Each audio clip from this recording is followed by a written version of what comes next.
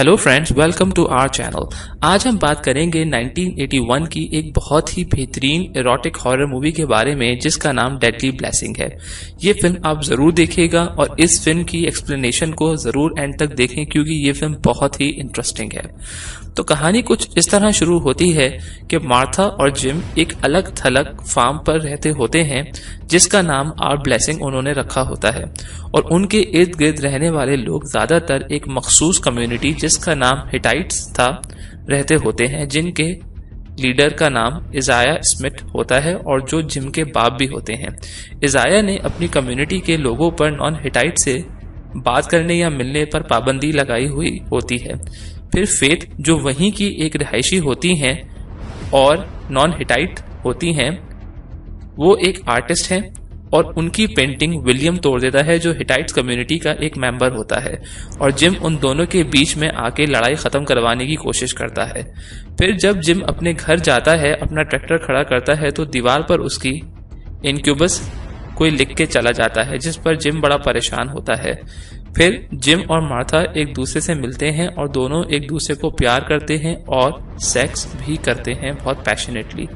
फिर रात को जिम कुत्तों की आवाजें सुन के जब चेक करने जाता है बाहर की तरफ तो उसका ट्रैक्टर खुद ब खुद स्टार्ट हो जाता है और जिम को दीवार से लगा देता है और जिससे टकरा के जिम मर जाता है।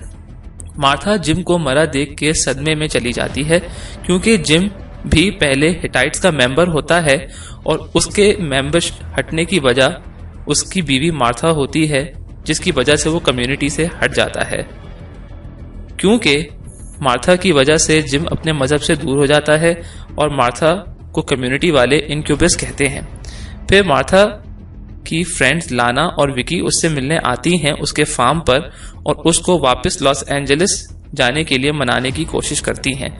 फिर मार्था लाना और विकी को बताती है कि जिम अपने बाप इजाया की मर्जी के खिलाफ शहर गया स्कूलिंग के लिए और साथ मुझे लेके आया, जिस पर गुस्से में इजाया ने जिम को फैमिली से निकाल दिया और कम्युनिटी को हम दोनों से बात करने से मना कर दिया और हमको इनक्यूबस जो एक शैतान का नाम है कहने लगा और ये फार्म फिर जिम को विरसे में मिल गया।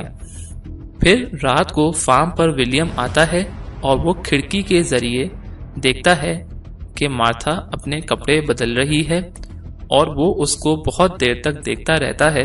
तभी कोई काले कपड़ों में आके विलियम के पीछे से चाकू के वार करता है और विलियम को मार देता है। विलियम अपना जूता देखने फार्म पर जाता है।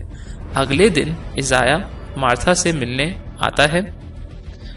उसी वक्त विलियम का बाप इजाया को बताता है कि विलियम कल से गायब है। फिर इजाया मार्था से फार्म की जमीन खरीदने की बात करता है जिसको मार्था गुस्से में मना कर देती है। फिर विकी पर एक कुत्ता हमला करता है जिस पर वो स्प्रे कर देती है। वहां विकी जिम के भाई जॉन से मिलती है और फिर इजाया जॉन को वहां से ले जाता है जब वो जॉन और विकी को बात करते हुए देखता है। फिर लाना को कोई बाड़ में बंद कर देता है। जब लाना भागती है तब वो विलियम की फांसी लगी लाश देखती है। फिर शेरफ तीनों दोस्तों को शहर छोड़ने की नसीहत करता है क्योंकि वो समझता है कि कोई उन तीनों के पीछे पड़ा है, लेकिन वो तीनों नहीं जाती वहां से। आते हैं कि मार्था नहाने जा रही होती है और टब में जैसे ही लेटती है तब कोई उसके घर में आता है और सांप उसके बाथरूम में छोड़ देता है और फिर मार्था उस सांप को देख के चीखती है और उसको मार भी देती है। फिर जॉन और विकी को बातें करते हुए जॉन की मंगेतर मलेसा देख लेती है और इजाया को बता देती है और वो जॉन को बुरी तरह मार के जिम की तरह से फैमिली से और कम्युनिटी से निकाल देता है। फिर जॉन और विकी सिनेमा के बाहर मिलते हैं और विकी जॉन को अपनी गाड़ी चलाने की इजाजत देती है जिससे जॉन को आजादी महसूस होती है।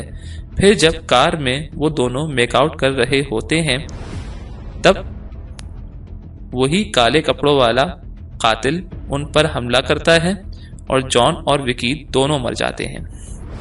लाना को बुरे ख्वाब आते हैं जिससे उसको लगता है कि मौत उसका पीछा कर रही है। फिर मार्था को पता चलता है कि जिम की बॉडी उसके ताबूत में नहीं है और ताबूत में स्टॉलर के फार्म की मुर्गियां हैं। और उनके बाण में मार्था को जिम की बॉडी मिलती है। फिर वहां मलेसा आके एग्जॉर्सिज्म करती है तो उसको लुइजा पकड़ लेती है और फिर मार्था को फेथ जब पकड़ती है तब मार्था से उसकी लड़ाई होती है जिसमें फेथ की शर्ट फट जाती है। तब पता चलता है कि फेथ दरअसल एक लड़का है और मार्था को चाहता है और लुइजा असल कातिल है जो हिटाइट से नफरत करती होती है। फिर दोनों मार्था का पीछा करते हुए फार्म पहुंच जाते हैं और वहां लाना लुइजा को मार देती है और मलेसा फेथ को मार देती है। और जब मलेसा मार्था को मारने वाली होती है तब इजाया वहां आ जाता है और मलेसा को कहता है कि फेथ को देखो, ये इनक्यूबस की मैसेंजर थी और ये मर गई है। अगले दिन लाना लॉस एंजलिस चली जाती है वापस। फिर जिम का स्पिरिट आता है या जिम की रूह आती है और मार्था को खबरदार करती है। फिर इनक्यूबस फर्श तोड़ के निकलता है और मार्था को जहन्नुम की आग में खींच लेता है।